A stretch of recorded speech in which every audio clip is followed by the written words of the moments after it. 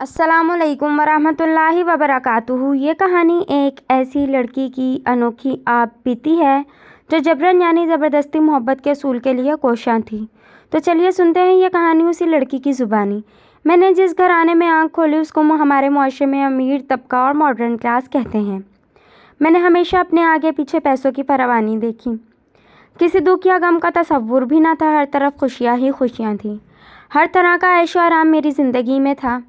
میں اپنی امی اور ابو کی اکلوتی اولاد تھی، اس لیے مجھ پر کسی قسم کی کوئی پابندی نہ تھی۔ میری ہر فرمائش منٹوں میں پوری کی جاتی تھی، اسی لیے میں خود کو اوروں سے الگ اور بہتر سمجھتی تھی۔ میرے دل میں کسی دوسرے کے لیے کوئی ہمدردی نہ تھی۔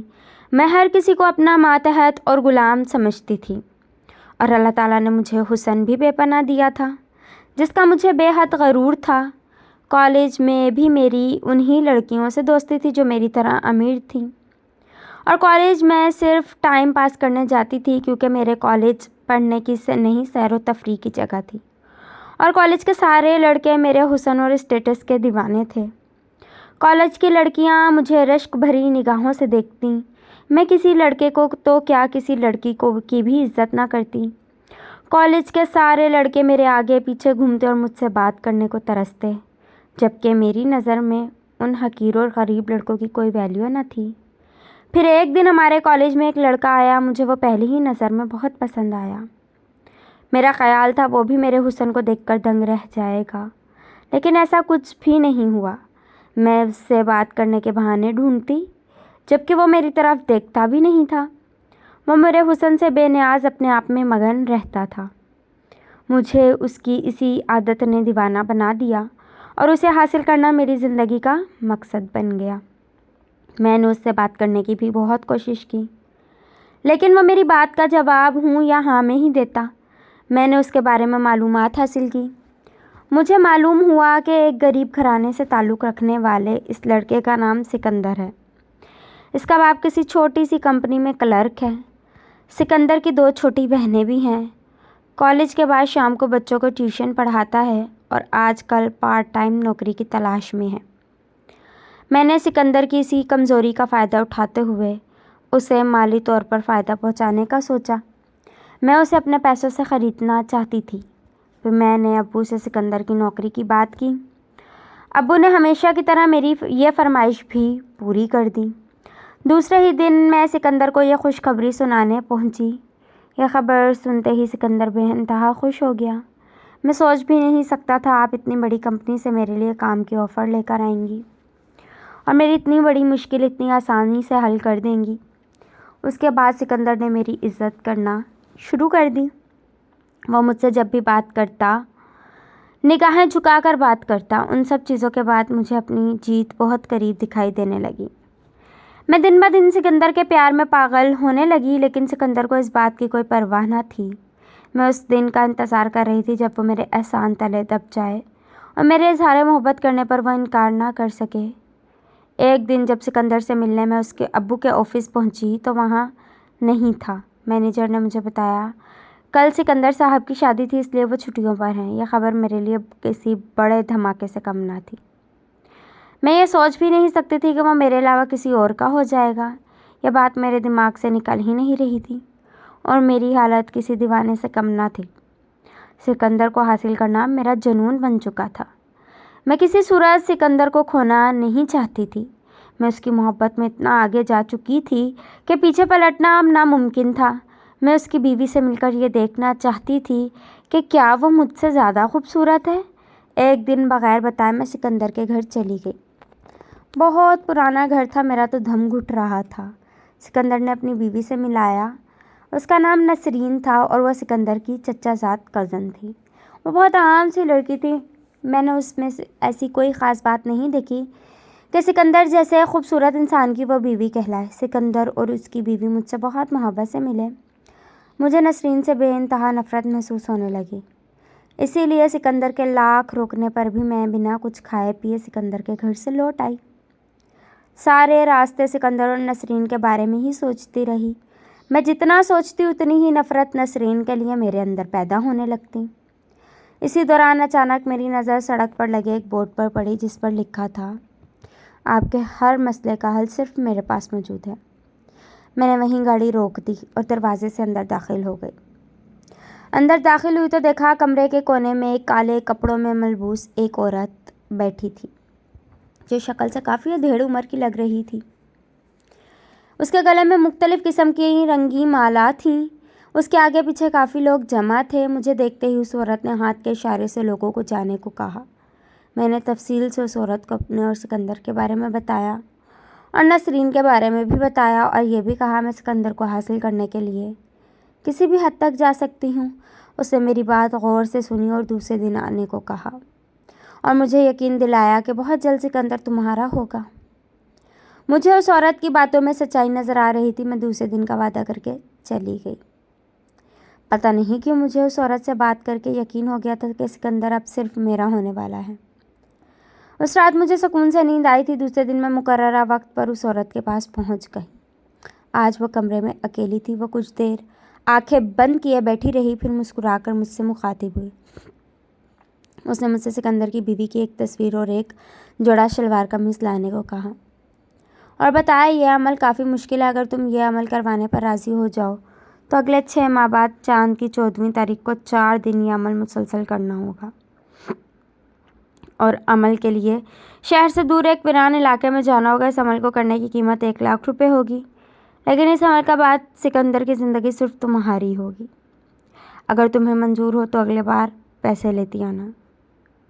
میرے لیے 1,00,000 روپے کی تو کوئی اہمیت ہی نہ تھی، لیکن فکر مجھے اس بات کی تھی کہ 4 دن کے لیے اپنے ابو سے کیا کہوں گی۔ اور دوسرا مسئلہ میرے لیے سکندر کی ایک تصویر اور نسرین کی تصویر اور اس کا جوڑا تھا جس کو حاصل کرنا میرے لیے کافی مشکل تھا۔ اسی لیے اس وقت عورت کی بات سن کر خاموشی سے لوٹ آئی۔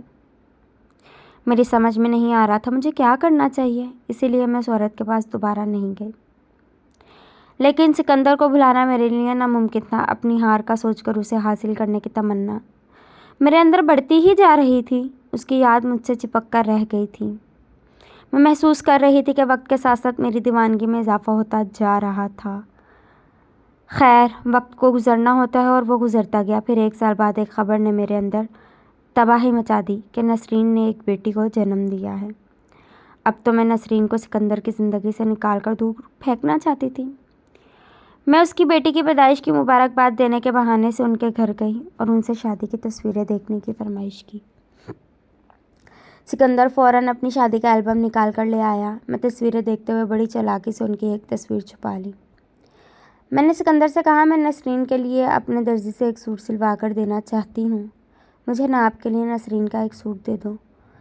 پہلے تو سکندر منع کرتا رہا، پھر میرے اصرار پر نسرین کا ایک جوڑا دے دیا۔ اب چیزوں کو لے کر میں فوراً اس کامل عورت کے پاس پہنچی۔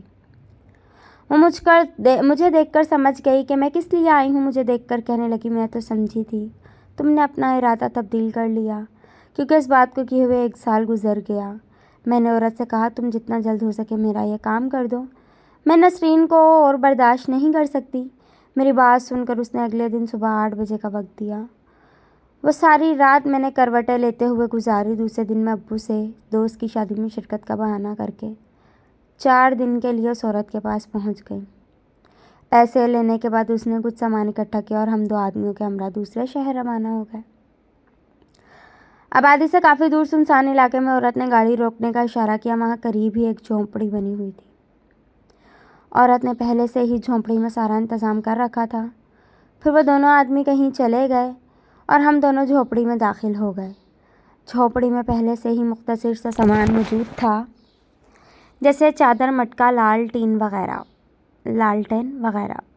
چیزوں کو دیکھ کر یہ اندازہ ہو رہا تھا جیسے یہاں کوئی رہتا ہو۔ رات 12 بجے کے قریب عورت نے آنکھیں بند کر کے کچھ پڑھنا شروع کر دیا۔ صبح 4 بجے تک پتہ نہیں کیا کیا پڑھتی رہی۔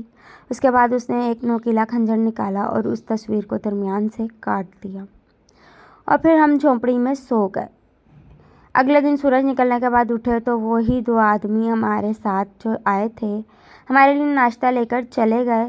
اس کے بعد سارا دن کوئی پڑھائی نہیں ہوئی، سارا دن بور گزرا۔ پھر 12 بجے عورت نے دوبارہ اپنا عمل شروع کر دیا اور نسرین کے کپڑوں پر کچھ پڑھ کر پھونکتی رہی۔ صبح 4 بجے عمل ختم کر کے ہم پھر سو گئے۔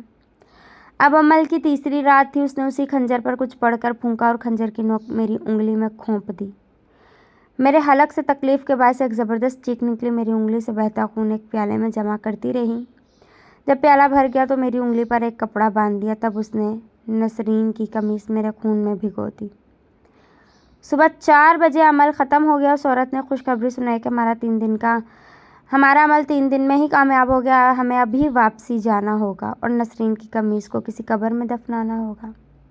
اب سکندر صرف اور صرف تمہارا ہے۔ قبرستان میں نسرین کی قمیص دفنائی اور ہم واپس آ گئے۔ مجھے ایسا محسوس ہو رہا تھا کہ آج میری زندگی کی سب سے بڑی جیت ہو۔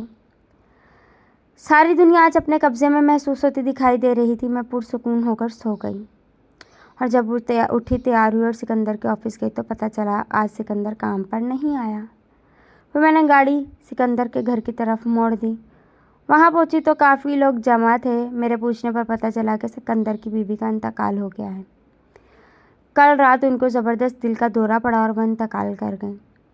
میں اسی شام کامل عورت کے پاس پہنچی اور اسے یہ خوشخبری سنائی۔ کامل عورت نے کہا اب تھوڑے ہی دنوں میں سکندر خود تمہارے پاس چل کر آئے گا۔ اس عورت کی بات بالکل سچ ثابت ہوئی۔ سکندر واقعی میرا دیوانہ ہو گیا۔ اب سکندر بھی مجھ سے ملنے کو بے چین رہتا۔ مجھ سے شادی کرنے کے لیے وہ میری منتیں کرنے لگا۔ میں تو کب سے اسی انتظار میں تھی اور ہماری شادی ہو گئی۔ شادی کے 4 سال گزر گئے لیکن اللہ تعالیٰ نے اولاد کی نعمت سے محروم رکھا۔ لوگ مجھے بے اولادی کا طعنہ دیتے۔ میں نے اولاد کے لیے بہت دعائیں اور منتیں مانگی، تب جا کر اللہ پاک نے مجھے بیٹے سے نوازا، لیکن بیٹا دینے کے ساتھ ساتھ مجھے اپاہج بنا دیا۔ بیٹے کے پیدائش کے بعد میرے پورے جسم نے کام کرنا چھوڑ دیا۔ ڈاکٹر کے مطابق میں بالکل نارمل ہوں، مجھے کوئی بیماری نہیں ہے، بس میرا سارا جسم مفلوج ہو کر رہ گیا ہے۔ آج میرا بیٹا پورے 25 سال کا ہو گیا اور میں گورنمنٹ اسپتال کے ایک کونے میں پڑی ہوں۔ اتنے سالوں بعد بھی میرے جسم نے کوئی حرکت نہیں کی۔ اب تو لیٹے لیٹے میری کمر گلنے اور سڑنے لگی ہے۔ یہ بیماری میرے گناہوں کا نتیجہ ہے جو اللہ تعالیٰ نے دنیا میں ہی مجھے دے دیا اور ان لوگوں کے لیے عبرت بنا دیا جو ہمیشہ دوسروں کا برا سوچتے ہیں۔ میرے شوہر اور بیٹے نے تو برسوں سے میری کوئی خبر نہیں لی کیونکہ وہ بھی اوروں کی طرح مجھ سے گھن کھاتے ہیں۔ البتہ کبھی کبھار نسرین کی بیٹی مجھ کو آ کر دیکھ جاتی ہے۔ بہت اچھی لڑکی ہے اور ظاہر ہے اس کی رگوں میں ایک اچھی اور نیک عورت کا خون گردش کر رہا ہے۔ مجھے اپنے بیٹے سے کوئی بھی شکایت نہیں ہے کیونکہ اس کی رگوں میں میرے ہی خود غرضی کا خون دوڑ رہا ہے۔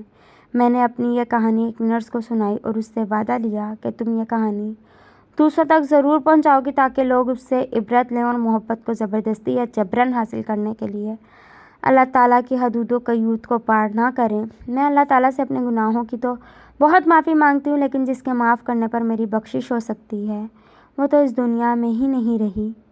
فرینڈز، اگر اسٹوری اچھی لگے تو چینل کو سبسکرائب کریں۔ اللہ حافظ۔